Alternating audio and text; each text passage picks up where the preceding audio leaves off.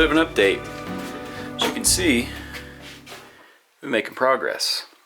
Haven't been filming as much. To be honest, keeping up with Jim sometimes, it's just a task in itself trying to learn all this stuff. So, didn't record the actual building of this, but you know, I can just show it to you. Got the map all set up here.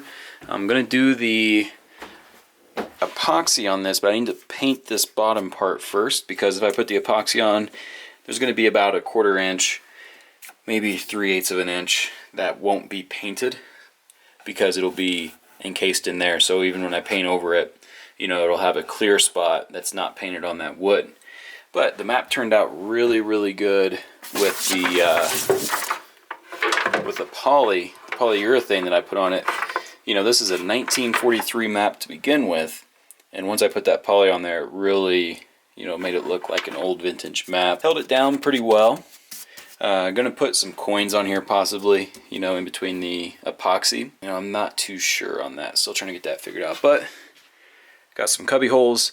These are just gonna be open. This is gonna be my charging station from this power outlet right there. More storage up top, and then this will all be hanging closed storage. This still has to get all of its faces put on. This is going to be shut off with a door.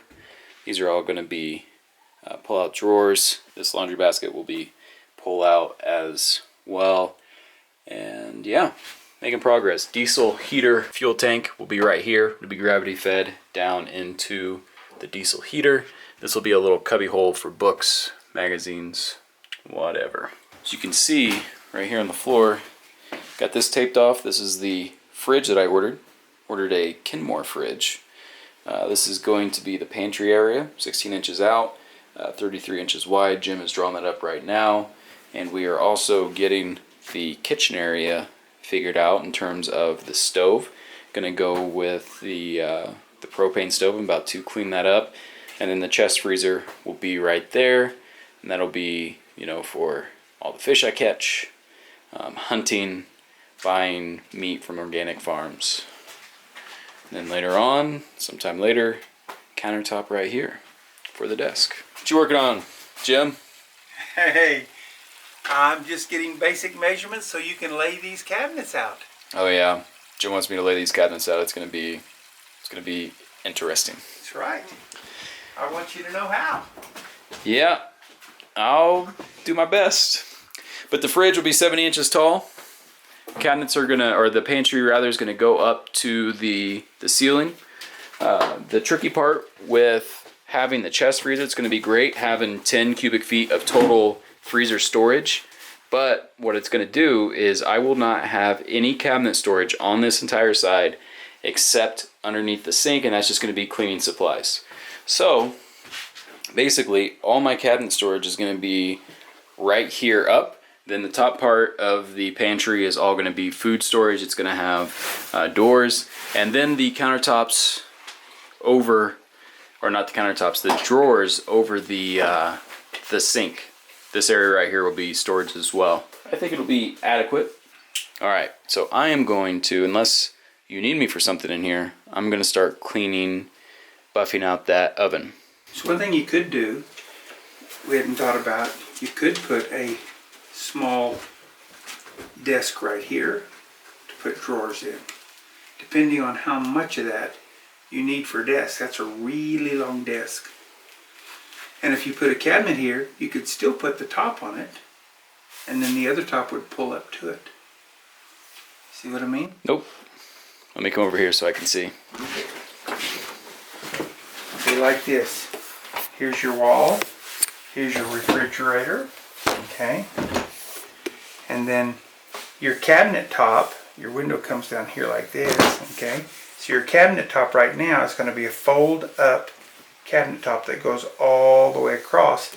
Mm-hmm. That's pretty long to get over there, all the way over to your, where you want to go with it, okay? So under, what you could do is you could put a cabinet right here with some drawers in it.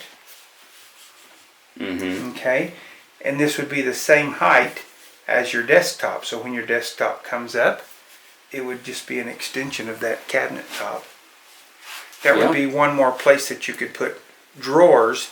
And it looks like to me, sitting in here looking, that you would have space, because you still would have plenty of space for, to set up to the desk.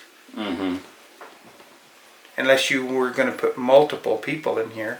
If you're going to have 2 people working at the desk at the same time, then you probably don't want to put that cabinet in. Decisions. But you do see what I'm saying right yeah, there, right? I see now. Yeah. If you look at that pantry area, which is going to be all the way to the ceiling and 33 inches wide, and I have the storage up above here, if I can't fit everything I need in there... You got too much stuff? Yeah. Okay. Because I could, theoretically, if I do need storage right there, I can just get a removable. Absolutely. Where if it's built in, it's built in. You could always just get a little filing cabinet. Yep.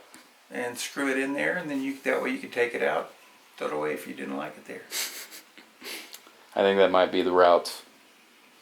Okay, I'm going to get out of here. I'm going to show the internet the new air pressure valve. Early in this transition this summer, when Wes was here, I spoke about my rig not holding air and having an issue, and I just hopefully fixed it. Oh, yeah, battery's dead. Don't know what was up with that. I guess it's been sitting for about a month, but it's typically not an issue. Hopefully that's not a problem. But new air pressure regulator. Sounds like it's leaking a bit. Maybe I didn't get a fitting in right, but I could always take that off. And actually what I should do is get a bottle of soap and watery soap and spray on there and see where that's coming from. I might have just not tightened something down or got enough Teflon tape. But right now it's holding the 130 or 125 psi that it needs. So basically what was happening before is I would start it. For those that don't know, I would start it, it'd only go up to 30 psi. At 30 psi, the brakes never will disengage. It's basically in safety mode. Once you get up past, I think it's 80 or 90, then the low air alarm goes off, or it turns off rather, and then you're able to go into drive. But I'll have to get that figured out. I'll do that here in a little bit, but my main priority is showing you the stove and cleaning it up. So I got this in Tucson. Got it for 45 bucks on Craigslist. It's gonna fit really well. I mean, this is more of a chrome than a stainless steel, but it's gonna fit the kitchen really nicely. Went through and put new brass fitting on it. The old one, I don't know where it's at now, was not in great shape. As you can see, I mean, I think this, they said it came out of a 60s camper. It's in pretty good shape. It's just pretty dirty. So I have the buffer, I have some compound. I'm just going to clean this thing off, see if I can get it to shine up a little bit before we install it.